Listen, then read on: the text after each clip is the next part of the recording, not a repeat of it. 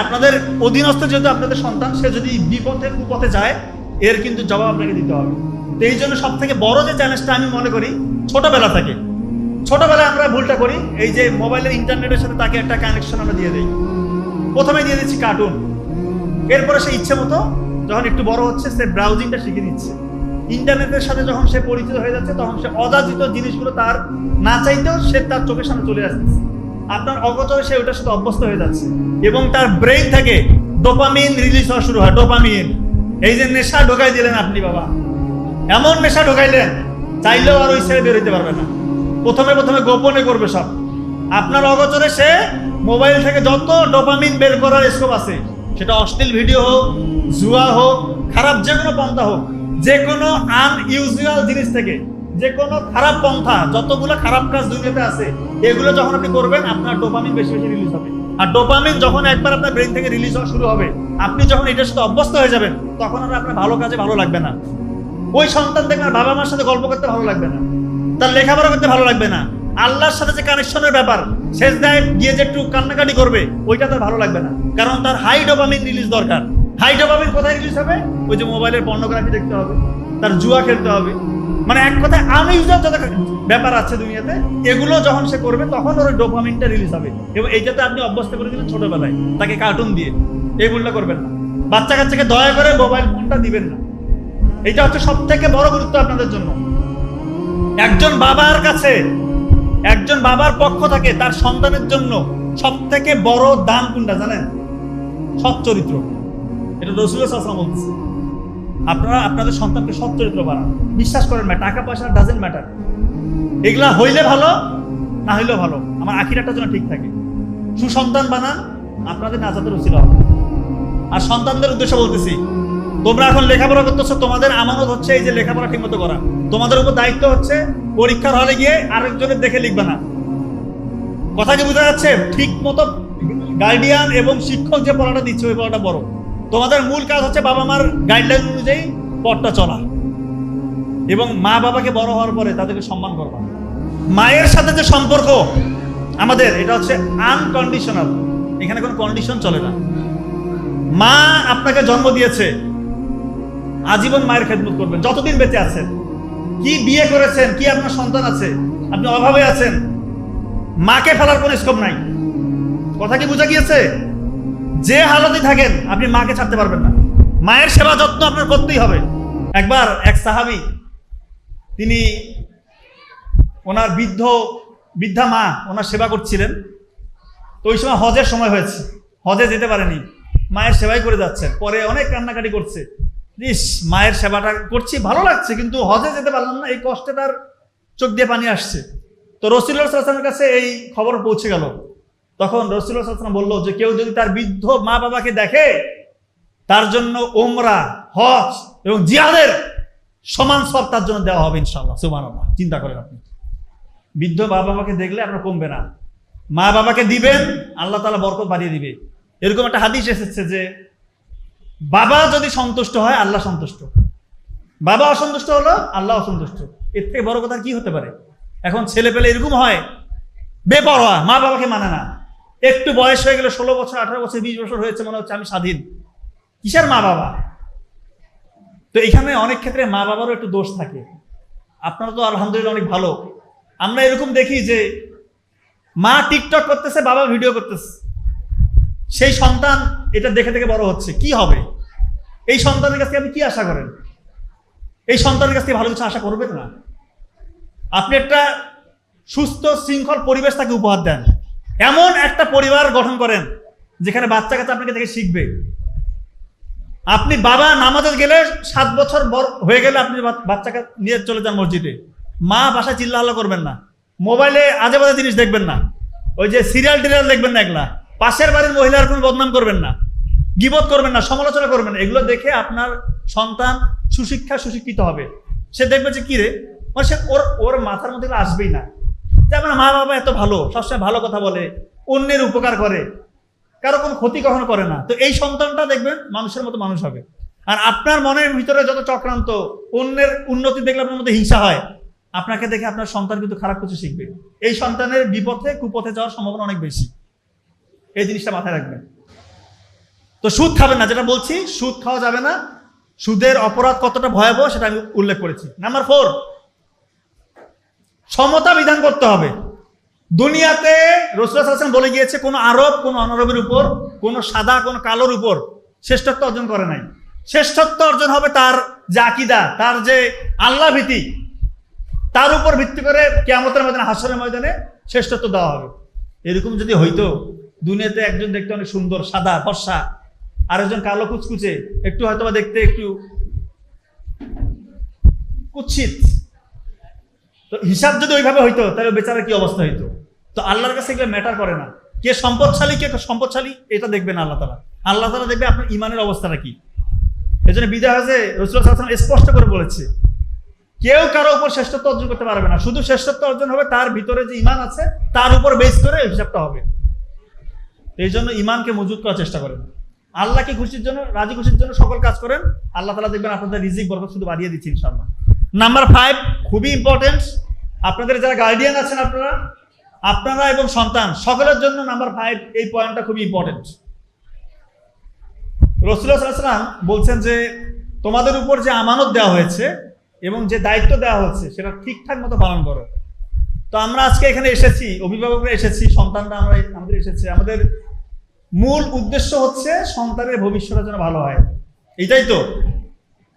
কিন্তু আমাদেরকে এটাও বুঝতে হবে যে এই সন্তান শুধু আমাদের দুনিয়ার পুঁজি নয়, তারা আমাদের আখিরাতের জন্য একটা আমানত স্বরূপ।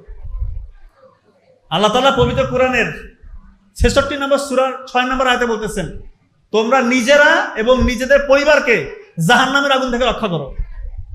তার মানে বাচ্চা কাচ্চাকে শুধু বড় ডাক্তার বানাবো, ইঞ্জিনিয়ার বানাবো, বিজ্ঞানী বানাবো, বা আপনার মনে যা চায় দুনিয়া কেন্দ্রিক সেটা বানাবো তা না, হ্যাঁ এগুলো হবে, কিন্তু তাকে নেককার সন্তান করেন, আল্লাহ ভীতি তার মধ্যে পয়দা করেন, যেন তার নাজাতের ওসিলা যেন আপনি হতে পারেন, সেজন্য পরকালে সাকসেসফুল হতে পারে ইনশাল্লাহ। এই শিক্ষাটা আগে প্রায়োরিটি দিতে হবে যে তার পরকালটা আমার ঠিক রেখে তারপর হচ্ছে দুনিয়া, এই জিনিসটা মাথায় রেখেন। পরকাল ঠিক রেখে দুনিয়া অটোমেটিক বাই প্রোডাক্ট হিসেবে ইনশাল্লাহ পেয়ে যাবেন। এবং রাসূলুল্লাহ সাল্লাল্লাহু আলাইহি ওয়াসাল্লাম বলতেছেন যে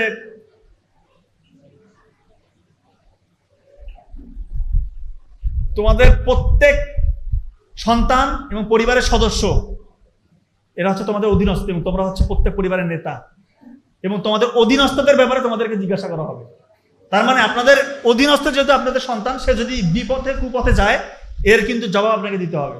তো এই জন্য সব থেকে বড় যে চ্যালেঞ্জটা আমি মনে করি, ছোটবেলায় আমরা ভুলটা করি, এই যে মোবাইলের ইন্টারনেটের সাথে তাকে একটা কানেকশন আমরা দিয়ে দেই, প্রথমে দিয়ে দিচ্ছি কার্টুন, এরপরে সে ইচ্ছে মতো যখন একটু বড় হচ্ছে সে ব্রাউজিংটা শিখে নিচ্ছে, ইন্টারনেটের সাথে যখন সে পরিচিত হয়ে যাচ্ছে তখন সে অযাচিত জিনিসগুলো তার না চাইতেও সে তার চোখের সামনে চলে আসতেছে, আপনার অগোচরে সে ওটার সাথে অভ্যস্ত হয়ে যাচ্ছে, এবং তার ব্রেইন থেকে ডোপামিন রিলিজ হওয়া শুরু হয়। ডোপামিন, এই যে নেশা ঢোকাই দিলেন আপনি, বাবা এমন নেশা ঢোকাইলেন চাইলেও আর ওই ছেড়ে বের হইতে পারবে না। প্রথমে গোপনে করবে সব, আপনার অগোচরে সে মোবাইল থেকে যত ডোপামিন বের করার স্কোপ আছে, সেটা অশ্লীল ভিডিও হোক, জুয়া হোক, খারাপ যে কোনো পন্থা হোক, যে কোনো আনইউজুয়াল জিনিস থেকে, যে কোনো খারাপ পন্থা, যতগুলো খারাপ কাজ দুনিয়াতে আছে এগুলো যখন আপনি করবেন আপনার ডোপামিন বেশি বেশি রিলিজ হবে। আর ডোপামিন যখন একবার আপনার ব্রেন থেকে রিলিজ হওয়া শুরু হবে, আপনি যখন এটার সাথে অভ্যস্ত হয়ে যাবেন তখন আর আপনার ভালো কাজে ভালো লাগবে না। ওই সন্তান দেখবেন বাবা মার সাথে গল্প করতে ভালো লাগবে না, তার লেখাপড়া করতে ভালো লাগবে না, আল্লাহর সাথে যে কানেকশনের ব্যাপার, সেজদায় গিয়ে যে একটু কান্নাকাটি করবে ওইটা তার ভালো লাগবে না, কারণ তার হাই ডোপামিন রিলিজ দরকার। হাই ডোপামিন কোথায় রিলিজ হবে? ওই যে মোবাইলের পর্নোগ্রাফি দেখতে হবে, তার জুয়া খেলতে হবে, মানে এক কথায় আনইউজুয়াল যত ব্যাপার আছে দুনিয়াতে, এগুলো যখন সে করবে তখন ওর ডোপামিনটা রিলিজ হবে। এবং এইটাতে আপনি অভ্যস্ত করে দিলেন ছোটবেলায়, তাকে কার্টুন দিয়ে, এই ভুলটা করবেন না। বাচ্চা কাচ্চাকে দয়া করে মোবাইল ফোনটা দিবেন না, এইটা হচ্ছে সব থেকে বড় গুরুত্ব আপনাদের জন্য। একজন বাবার পক্ষ থেকে তার সন্তানের জন্য সব থেকে বড় দান কোনটা জানেন? সৎ চরিত্র। এটা রাসূলুল্লাহ সাল্লাল্লাহু আলাইহি ওয়াসাল্লাম বলতেছেন, আপনারা আপনাদের সন্তানকে সৎ চরিত্র বানান। বিশ্বাস করেন না, টাকা পয়সা ডাজেন্ট ম্যাটার, এগুলা হইলে ভালো না হইলেও ভালো, আমার আখিরাতটা যেন ঠিক থাকে। সুসন্তান বানান, আপনাদের নাজাতের উসিলা হবে। আর সন্তানদের উদ্দেশ্যে বলতেছি, তোমরা এখন লেখাপড়া করতেছো, তোমাদের আমানত হচ্ছে এই যে লেখাপড়া ঠিক মতো করা, তোমাদের উপর দায়িত্ব হচ্ছে পরীক্ষার হলে গিয়ে আরেকজনের দেখে লিখবে না। কথা কি বোঝা যাচ্ছে? ঠিক মতো গার্ডিয়ান এবং শিক্ষক যে পড়াটা দিচ্ছে ওই পড়াটা বড়। তোমাদের মূল কাজ হচ্ছে বাবা মার গাইডলাইন অনুযায়ী পথটা চলা এবং মা বাবাকে বড় হওয়ার পরে তাদেরকে সম্মান করবা। মা বাবাকে সাথে যারা নেয়, বিয়ের পরেও যে সন্তানরা মা বাবাকে সাথে রাখে, বউ একটু খোঁচর মোচর করতে পারে, বলতেছে বাবা মা গ্রামে থাকুক আমরা শহরে থাকি, এই জিনিসটা ঠিক না।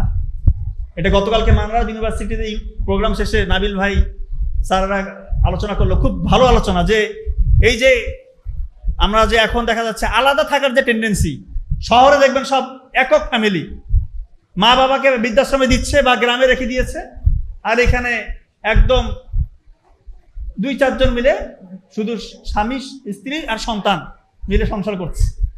এই টেন্ডেন্সিটা ওই পাশ্চাত্য থেকে এসেছে। এটা করে সমাজগুলোকে ভেঙে দেওয়া হচ্ছে মূলত। এই কাজ করবেন না দয়া করে। আপনি আপনার মা বাবাকে দেখেন, আপনার সম্মান আল্লাহ তাআলা বাড়িয়ে দিবেন, এবং মা বাবাকে দেখবেন না, আপনার রিজিক ধীরে ধীরে কমতে থাকবে।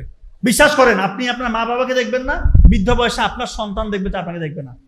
এই বিষয়ে মাথায় রাখবেন। শয়তানের প্রলোভনে পা ফেলবে না।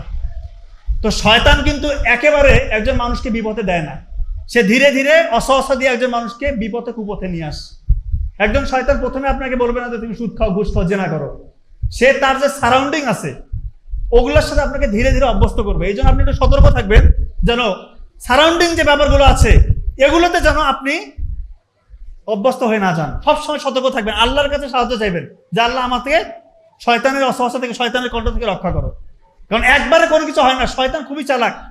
শয়তান এমন সূক্ষ্মভাবে কাজ করে আপনার চিন্তার বাইরে। এই জন্য এর যে ব্যারিয়ার, এই যে চতুর্মুখী যে সারাউন্ডিংটা আছে, এইটা থেকে দূরে থাকবেন। নাটক সিনেমা কখনো দেখবেন না, ওইটা দেখলে আপনি আলটিমেটলি শেষ দিকে আল্লাহ মাফ করে জেনা আপনার দ্বারা হয়ে যেতে পারে। এই জন্য চোখ দিয়ে খারাপ কোনো কিছু দেখা যাবে না, অন্তর দিয়ে খারাপ কিছু কল্পনা করা যাবে না। এবং আপনার যারা চাকরিজীবী বড় কোনো সুযোগ পাচ্ছেন, হয়তো ছোটখাটো সুযোগ প্রথমে আসবে, আপনারা কখনো এগুলা লুপে নেবেন না। একদম 1 টাকা হারাম খাবেন না, দেখবেন যে ইনশাআল্লাহ আল্লাহ তাআলা আপনাকে রক্ষা করবে। নাম্বার 7, কোরআন এবং রাসূলুল্লাহ সাল্লাল্লাহু আলাইহি ওয়াসাল্লামের যে সুন্নত, এটাকে আঁকড়ে ধরতে হবে। কোরআনে যা কিছু এসেছে আপনি তো সব জানবেন না, যতটুকু এ পর্যন্ত আপনি জেনেছেন, শিখছেন, জানছেন, এগুলো আপনি মেনে চলেন। ইনশাআল্লাহ আল্লাহ তাআলা তো আপনাকে আপনার থেকে ভালো করে জানে। তো আপনার জন্য কোনটা মঙ্গলজনক, কোনটা অমঙ্গলজনক, এটা আল্লাহ তাআলা কোরআনে বলে দিয়েছে। শুধু নিয়তটা ঠিক করেন। দেখেন, একটা পশু আল্লাহর নামে জবাই করলে এটা হালাল হয়ে যায়, একই পশু আল্লাহর নামে জবাই না করলে এটা হারাম হয়ে যাচ্ছে। ইসলাম কিন্তু দেখেন, আপনি পথ চলতে শুধু নিয়তটা ঠিক করবেন। এই যে পানি পান করেন বিসমিল্লাহ বলে, খাবারটা চিবিয়ে খাবেন, কারণ রাসূলুল্লাহ সাল্লাল্লাহু আলাইহি ওয়াসাল্লাম আপনাকে শিখিয়ে দিয়েছে। একই জিনিস, হয়তো আপনি চিবিয়ে খাচ্ছেন, বিসমিল্লাহ না বললেন, এটা থেকে সওয়াবটা পেলেন না। তো যেটা আপনি শিখেছেন, জেনেছেন, শুধু নিয়তটা ঠিক করেন, এখান থেকে সওয়াব পাবেন। সর্বশেষ যে পয়েন্ট, পরকালের জবাবদিহিতার জন্য সবসময় প্রস্তুত থাকতে হবে। উমর রাদিয়াল্লাহু আনহু বলেছেন যে তোমরা মরার আগে বারবার মরো, এই কথা আপনারা জানেন।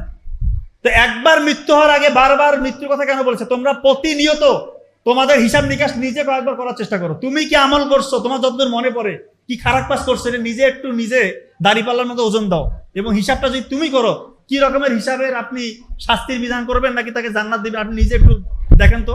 আপনার আমল নামাটা আপনি নিজে দেখেন, যতটা আপনার মনে পড়ে খারাপ কাজ কতগুলো করছেন আর ভালো কাজ কতগুলো করেছেন। আমার তো মনে হয় আমাদের খারাপের পাল্লাটা ভারী হবে। এর জন্য জবাবদিহিতার যেহেতু একটা ব্যবস্থা আছে, পরকালের অবস্থা কিন্তু ভয়াবহ হইতে পারে, আল্লাহ মাফ করুক। এই জন্য পরকালের কথা বারবার চিন্তা করতে হবে। এর জন্য আমি বারবার বলি যে কবরস্থানে যাবেন, নিকটস্থ কবরস্থানে যাওয়ার চেষ্টা করবেন। দেখবেন যে ওইখানে হয়তো আপনার সাথে চলছে ফিরছে, আপনার নিকট কেউ কবরে শুয়ে আছে। আজকে আপনার অবস্থান ওখানে হইতে পারতো, আল্লাহ তাআলা আপনাকে বাঁচিয়ে রেখেছে। এই জন্য এখন থেকে আল্লাহর নিয়ামত, আল্লাহর শুকরিয়া জ্ঞাপন করেন। অন্যকে ঠকাবেন না, অন্যের হক নষ্ট করবেন না, সবসময় সৎ থাকার চেষ্টা করবেন, সুসন্তান গঠন করবেন, আল্লাহকে ভয় করে চলবেন, চোখের হেফাজত করবেন, সুদ খাবেন না, ঘুষ খাবেন না, অন্যায় করবেন না, অন্য কাউকে ক্ষতি করবেন না। দেখবেন যে এই জীবন তো চলে যাবে, এবং ইনশাআল্লাহ পরকালে আপনার জন্য আল্লাহ তাআলা হয়তো জান্নাতের দুয়ারগুলো খুলে দেবে ইনশাআল্লাহ। তো আশা করছি আপনারা সবাই আমার এই সংক্ষিপ্ত আলোচনা থেকে যতটুকু বলেছি এর একটুও যদি ধারণ করতে পারেন, আশা করি আপনাদের পজিটিভ দিকে একটু হলেও ডাইভার্ট হওয়ার সম্ভাবনা ইনশাআল্লাহ তৈরি হয়ে যাবে। তো আমার জন্য সবাই দোয়া করবেন, সবাই ভালো থাকবেন। আসসালামু আলাইকুম ওয়া রাহমাতুল্লাহ।